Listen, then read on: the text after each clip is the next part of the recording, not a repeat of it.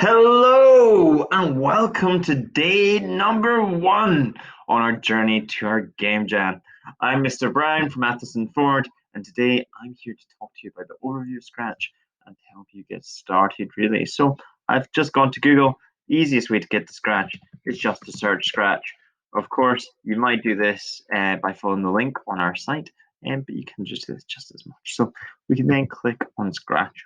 One thing we are suggesting you do is that if you want to share your creations and let other people see what you're doing, to do that, you have to join Scratch. So ask your parents' permission, make sure they're happy for you to do so, and then it's just a case of joining here or here. And when you do that, I'll ask you to choose a username. Please think about this appropriately. It's something that you will be sharing with other people, so be sensible with your choices, and then choose a password that you're likely to remember. So for this, if I say Mr. Brown and then put a few numbers that mean something to me, and then a password that makes sense to me, probably with capital letters and numbers and possibly a mixture of words involved. And then your job is to make sure that these two match. Which those wouldn't let me get through, so I'll put another letter in and then click next. It'll ask you what country you live in, which of course for us is the UK. It'll give us ask us a question about when we were born. Mr. Brown, I'll just put that in quickly or something close to his. He's not really going to go through this, just to give you an idea of how this looks. Ask you about your gender. You can obviously choose not to say. And it'll ask you about an email address. And this is just so that if you get locked out, then we can get you back in, or they can get you back in. And you can use your EduBuzz if you want. From there, your Scratch will look a little bit something like this. This is me just logged in onto the main page now. When we're on Scratch, we can find games that we would like to play or that we'd like to have a little look at. So if I click find your face mask, if I click on this, and the project will load up, and then you can press and it'll start. And I'm going to stop it just now.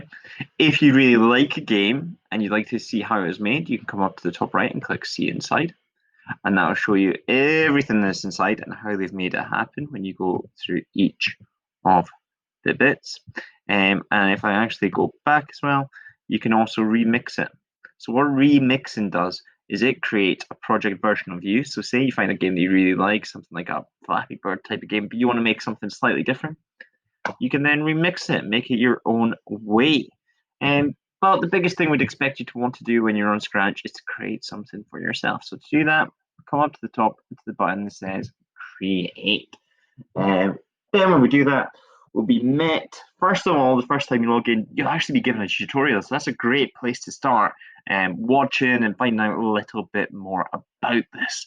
You'll see this is all the different code we can use. And if you need even more, you can click this button down here. And there's lots more, depending on what you have at home and what you can use with it. This is where the code is here. It'll show you linked to these categories. This is our space for working. This down here is where we have our sprites, which are little characters or objects. And then we have our stage, which is the bit background there. When you have a sprite, you also have a costume. So you can see this sprite has 2 costumes, and that will be to give the idea of movement as you're doing it. And you also have the choice of doing some sounds and adding different sounds when you're creating things.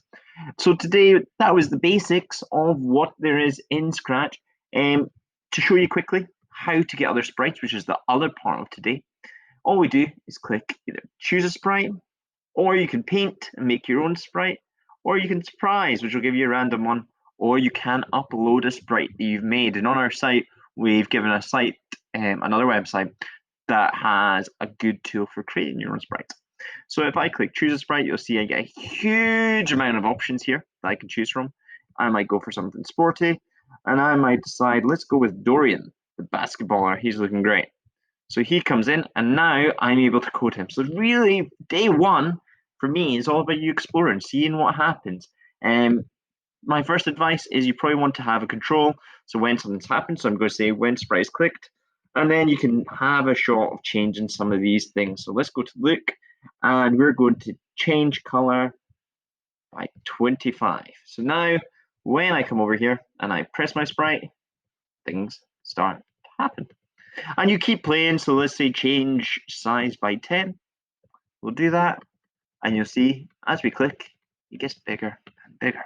So if you then create something, the last thing I want to show you today, and you want to share it, all we do is give it a title here above. So I'm going to call it Mr. Brown's Basketballer, and I click share, and then this comes here, and I can give people instructions on how to do it. Click and see what happens. And then on our site or on your classroom, you might even want to share the things you created. To do that, all we do is click copy this link, and we get this link here for us. So we click copy link. If you come to our site, you can then come to our Hall of Fame and share that link to your creation. So then we can share it further. And we're also on Twitter. If your family has Twitter and they'd like to share on there, we are more than happy to be involved.